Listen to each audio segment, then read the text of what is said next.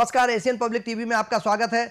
हम कोशिश करते हैं कि आपको देश दुनिया की महत्वपूर्ण खबरें बता सकें। और अब एक बहुत सबसे बड़ी गंभीर बीमारी जिससे देश में करोड़ों लोग साल भर में मर जाते हैं, यह कैंसर की बीमारी है। और रूसी राष्ट्रपति व्लादिमीर पुतिन ने कहा है कि उनके देश के वैज्ञानिक जल्द ही कैंसर की वैक्सीन तैयार करने जा रहे हैं। पुतिन ने मॉस्को फोरम और फ्यूचर टेक्नोलॉजी प्रोग्राम के दौरान इस बारे में जानकारी दी है। पुतिन का दावा है कि कैंसर वैक्सीन जल्द ही मरीजों को उपलब्ध हो जाएगी। पुतिन ने हालांकि यह खुलासा नहीं किया कि प्रस्तावित टीके कब से मिलने लगेंगे और किस प्रकार के कैंसर को होने से रोकेंगे। टीका किस तरह से लोगों तक पहुंचाया जाएगा, इस बारे में भी उन्होंने कुछ नहीं बताया है। लेकिन यह बहुत बड़ा आविष्कार होगा, करोड़ों लोगों की इससे जान बचाई जा सकेगी। अगली खबर रूस से ही है। रूसी एंटी सैटेलाइट वेपन्स बना रहा है। अमेरिकी व्हाइट हाउस ने इसकी पुष्टि की है। एंटी सैटेलाइट हथियार से सैटेलाइट को मार गिराया जा सकता है। दूसरे शब्दों में कहें तो इन हथियारों से सैटेलाइट को तबाह किया जा सकता है। इससे कम्युनिकेशन,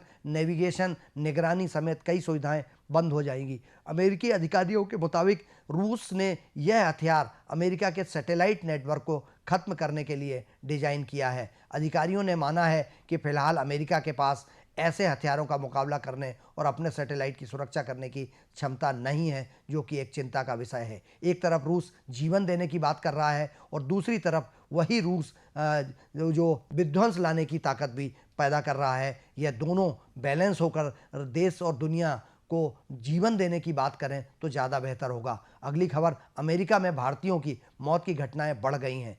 इन हमलों पर व्हाइट हाउस ने कहा है कि नस्ल, लिंग या किसी भी आधार पर हिंसा अमेरिका में अस्वीकार है। व्हाइट हाउस ने अमेरिका के नेशनल सिक्योरिटी काउंसिल के स्पोक्स पर्सन जॉन किर्बी ने कहा कि अमेरिकी राष्ट्रपति को जो बाइडेन और उनका प्रशासन इस हमले को रोकने की पूरी कोशिश कर रहा है। दरअसल जॉन किर्बी ने भारतीय छात्रों पर हमलों और माता पिता के बीच अपने बच्चों को अमेरिका भेजने की चिंताओं के बारे में एक सवाल पूछा गया। इसके जवाब में उन्होंने कहा कि निश्चित रूप से अमेरिका में हिंसा के लिए नस्ल, लिंग, धर्म और किसी भी तरह की बहाना बिल्कुल स्वीकार नहीं किया जाएगा। लेकिन सच्चाई यह है कि पिछले दिनों कई भारतीय युवा छात्र जो वहाँ नौकरी कर रहे हैं, पढ़ने गए हैं, उनकी मौतें हुई हैं और पिछले एक सप्ताह में 3 मौतें सुनने में आई हैं। यह बहुत गंभीर है और देश के जो नागरिक हैं वो अपने बच्चों को अमेरिका पढ़ने भेजते हैं, नौकरी के लिए भेजते हैं, तो उनकी चिंता जायज़ है। अगली खबर पाकिस्तान से। पाकिस्तान की फ़ौज और जुडिशरी आमने सामने नज़र आने लगे।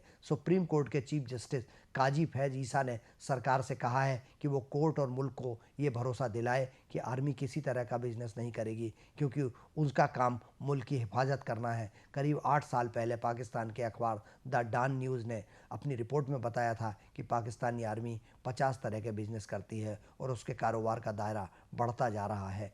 यह खबर चिंता का विषय है। पाकिस्तान में आर्मी जिस तरीके से पूरी सरकार पर कंट्रोल रखती है और जिस तरह से वो बिजनेस की बात सामने आ रही है, यह चिंता का विषय है। अगली खबर, पाकिस्तान में ही से ही इमरान खान की पार्टी ने प्रधानमंत्री पद का उम्मीदवार चुन लिया है। ऐसा माना जाता है कि जेल में कैद खान ने गुरुवार को पीटीआई से उमर अयूब को पीएम पद के लिए नॉमिनेट किया है। ये पीटीआई के जनरल सेक्रेटरी हैं और पूर्व राष्ट्रपति अयूब खान के पोते हैं। अयूब खान वही राष्ट्रपति हैं जिनके कार्यकाल के दौरान भारत पाकिस्तान के बीच 1965 की जंग हुई थी। उमर अयूब ने साल 2018 में पीटीआई ज्वाइन की। इसके पहले वो पीएलएमक्यू के सदस्य थे। वहीं चुनाव से पहले ही इमरान की पार्टी ने उनका चुनाव चिन्ह छीन लिया गया था और इसके चलते उनकी पार्टी के उम्मीदवारों को निर्दलीय चुनाव लड़ने पड़े थे। इसके बावजूद सबसे ज़्यादा उन्हें 93 सीटें मिली। पीटीआई के चेयरमैन गौहर खान ने कहा कि वो प्रधानमंत्री और स्पीकर पद पर दावेदारी करेंगे। इसके बाद उन्होंने पीएम पद के लिए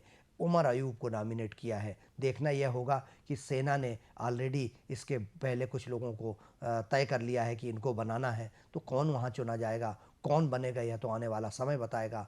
लेकिन फिलहाल इमरान खान और वहाँ के जो पूर्व प्रधानमंत्री हैं वो कोशिश कर रहे हैं कि कौन सत्ता में बैठे। सेना का आशीर्वाद जिसके ऊपर होगा वही सत्ता में बैठेगा।